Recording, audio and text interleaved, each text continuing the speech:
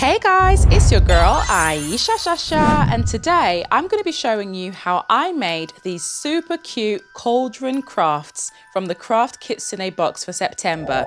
Now the theme was witchy, so you know we had to go all out Halloween.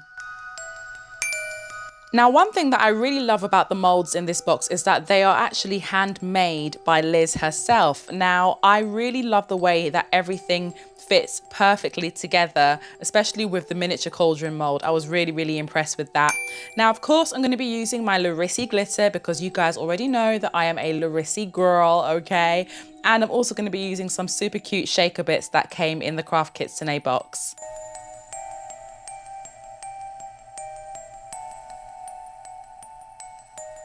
Now, if you're wondering why I didn't just squeeze the resin directly into the mold, it's simply because I wanted to make sure that I got rid of as many air bubbles as possible. That's the reason why I used my heat gun and I blasted out some of the bubbles in the cup before pouring it into the mold.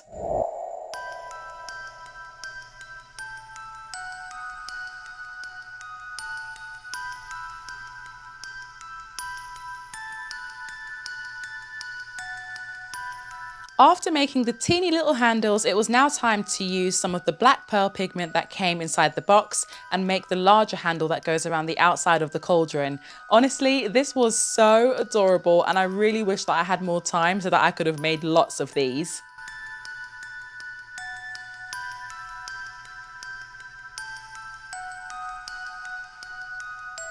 Now it's time to add glitter, confetti, and little cute clay shaker bits. I also used the second shaker bag that we got that was filled with lots of cool green and purple sprinkles.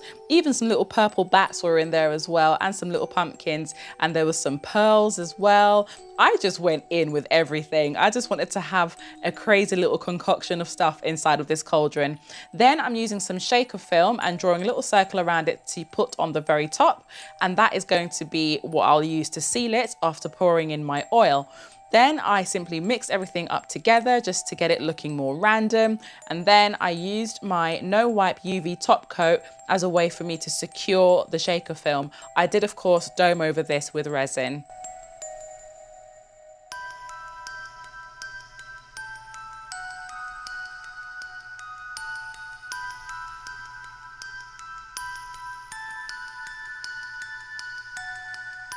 So what do we think so far? Are we liking this? I think this is absolutely adorable. Of course, you can do this in any color that you like.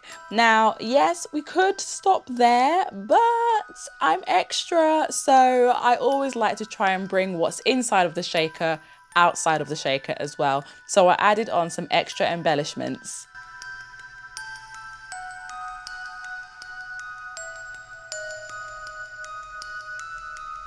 All that's left to do now is to secure the handles on with the super glue, which, might I add, is very good and a lot better than the one that I owned before. And then to use some jump rings to attach the larger handle. After that, I then simply super glued it all to a ring blank, and then I was ready for Halloween.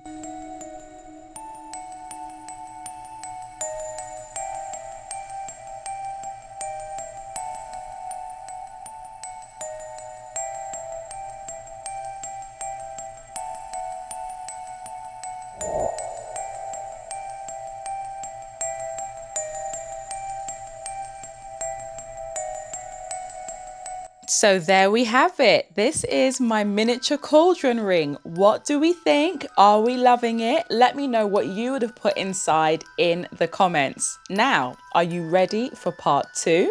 I hope so. Okay, so now we have the large cauldron mold. Now, when I saw this in all its entirety, all I could think of was Ursula. And I know that I have done quite a few Ursula crafts already on this channel, but the girl is badass. So like, we need to pay homage, and it is Halloween after all, so we need to do her justice.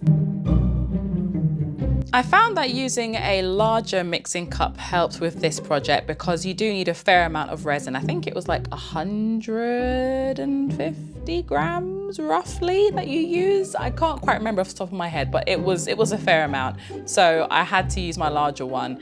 And again, I'm using the heat gun inside the cup, not for long though, just a very quick blast, just to get rid of most of the air bubbles so that when I'm pouring it, it doesn't all start to gather up lots of air bubbles inside.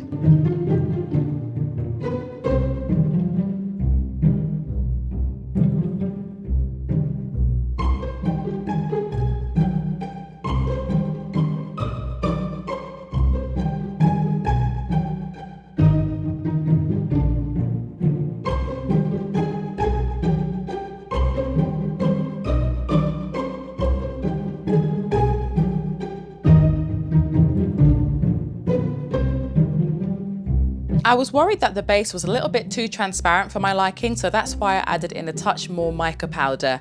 After that, after 24 hours, I demolded the pieces and I was so happy with how they came out. Sometimes when you're adding mica powder and glitter, sometimes the glitter can get overshadowed, and this time it really didn't. It actually did shine through and I was really impressed. This, however, this was a struggle, okay? This took me so long to take the mold out of the piece, but once it was done, hallelujah, I was praising everything. I felt like I'd just done a workout. I also felt that the base was a little bit too thin for my liking, so I did go over it with some UV resin, both on the outside and on the inside, just to be sure.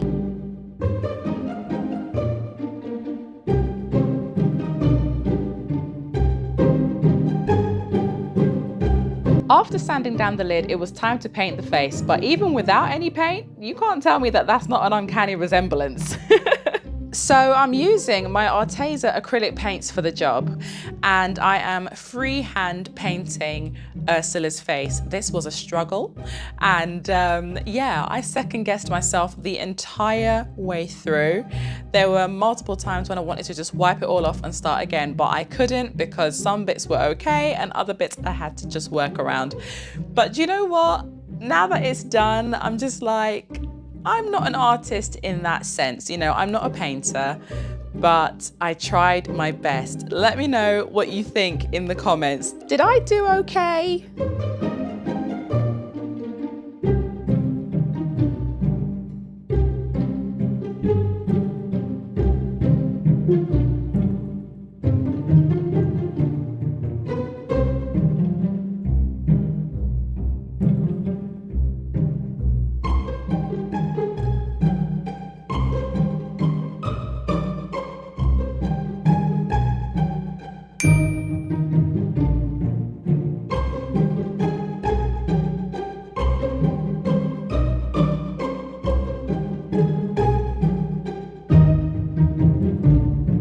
What do you think? Not too bad, eh?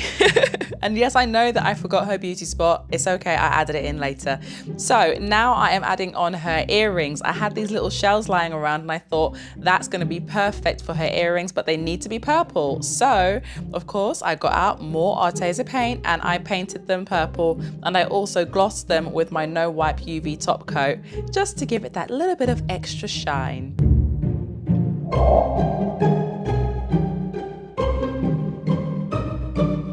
Now, I did experiment with having a light inside her, but I didn't like the way that it showed up all of the brush strokes in her face. It just kind of didn't really mesh with me, so I decided to leave it like this.